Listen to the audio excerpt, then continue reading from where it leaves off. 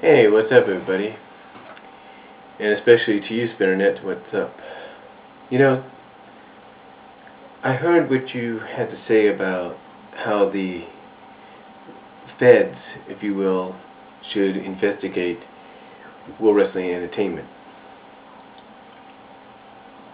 and other promotions like it. Well, in a way, I kind of agree with you. They should investigate them.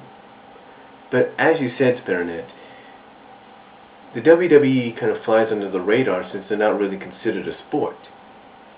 The same goes with TNA. They're not considered a sport either. Both are considered entertainment. Ring of Honor, on the other hand, it's sort of in between, if you know what I mean. Sort of like on the borderline of entertainment and wrestling. I mean, now that they're going with GoFightLive.tv, where they're going to have Final Battle and all that, and the way they're doing like interviews with the people in the main event matches, like a la UFC, if you will. Like I said, they're kind of on the borderline. So it's either yay or nay. They should be looked at too, but they should be looked at, or they're not, or they shouldn't be, because they're kind of like on the borderline. But I do agree that something needs to be done about what's going on. Something needs to be changed.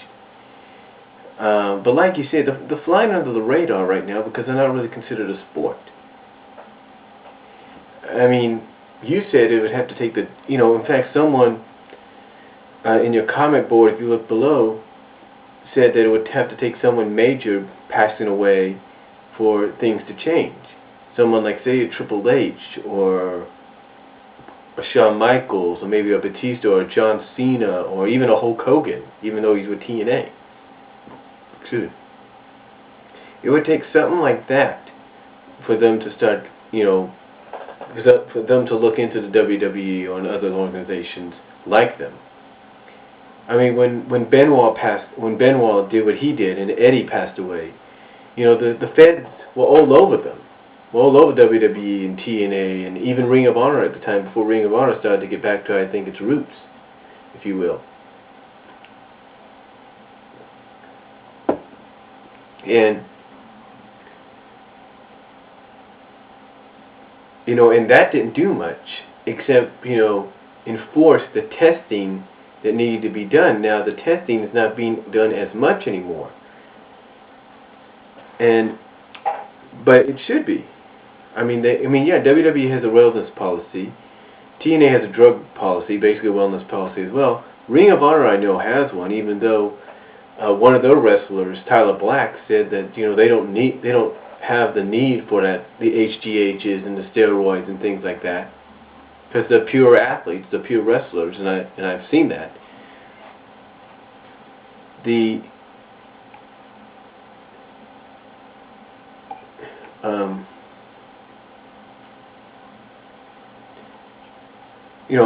But the thing is, it hasn't really been enforced that much.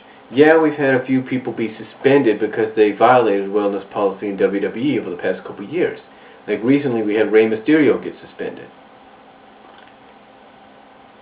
and for sort of like a misunderstanding or something. I don't know.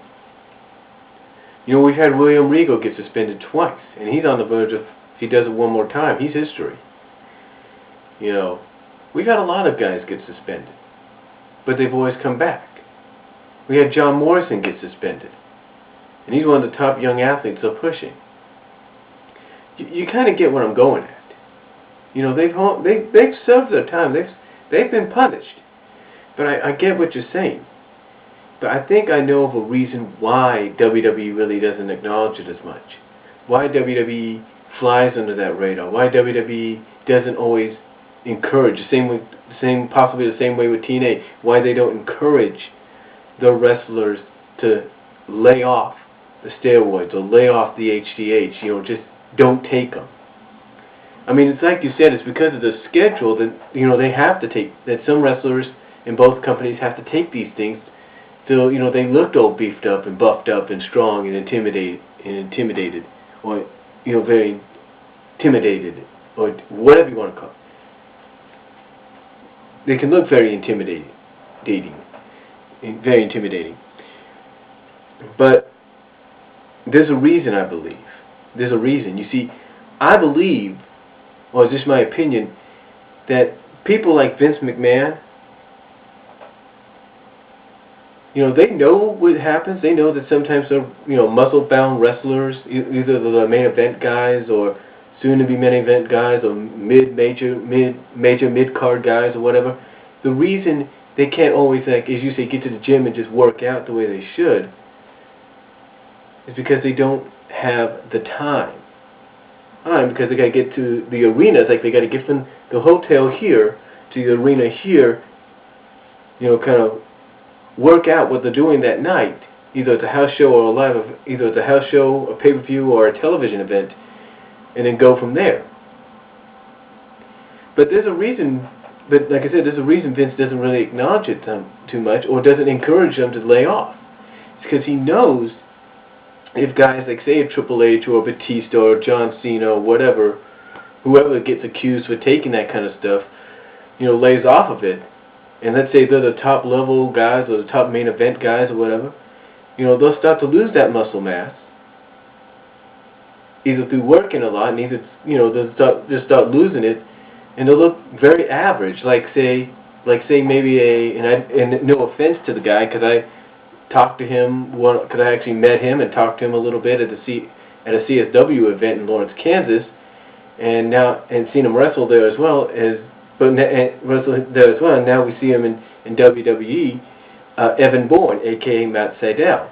They probably think he'd look like that a little bit, and that's probably what Vince doesn't want. He doesn't want his guys like Triple H and Batista and John Cena to probably look like, you know, equal to like an Evan Bourne. Because if they look equal to an Evan Bourne, then it's just like, oh, an Evan Bourne, you know, people, to them would be, critics would be like, to them, marks and critics would be like, oh, then, well, Evan Bourne can beat the guy. You know? And, you know, and as far as injuries go, you know, as far as people taking time off, you know, certain people do have that privilege. And sometimes it's not because, you know, the in-laws of the family that runs the company. It's sometimes because they've been in the business way too long, or they've been very injury-prone, but they're still one of the top guys or gals. Take Shawn Michaels and The Undertaker, for example. Shawn Michaels and The Undertaker have taken time off after WrestleMania. In fact, rumors going around that Shawn Michaels planning to take time off after WrestleMania 26. You know, why? Because they have lagging injuries. I mean, they could still go, but not go as they used to. I mean, take a look at The Undertaker. He's missed 2 WrestleManias so far. 2 WrestleManias. And if he hadn't missed those, he'd be 19-0 and not 17-0. But why did he miss those? Because of injuries. He had to heal for them. In fact, he took time off after WrestleMania to heal from some injuries. You know, things like that. Same with Triple H. Yeah, Triple H is the husband of Stephanie McMahon. There's no doubt about that. But even he takes time off because of leg and injuries. Same with TNA. They got guys there like Kurt Angle that takes time off because of injuries. Jeff Jarrett, Mick Foley, even though like on-screen personas and sometimes they wrestle, they take time off because of injuries. Why do you think Jeff's been gone for a while? It isn't, you know, Jeff Jarrett's been gone for a while until tonight. It isn't because of the personal problems he's had with Dixie Carter and Kurt Angle and all that. It's also because he's healing from some injuries he has. That's the whole thing. Excuse me for a second. But anyway, like I'm saying, that's the whole deal. That's why he stayed away, because he's healing from some injuries. You get what I'm saying. And to correct you on the days that they work on, they actually work about 330 days a year. Not 300, about 325 to 330 days a year from what I understand. So yeah, it does take the toll, and something needs to be done. Something needs to be changed. But like I say, but it's like some people say down on your comment board, it's not going to change until someone major in the WWE or in the wrestling business passes away because of this. Or because that's the steroids and the HGH. But that's all I could want to say in my response to what you had to say, SpinnerNet1. If you got a comment, want to comment back, let me know. And I hope you enjoyed this response, and peace.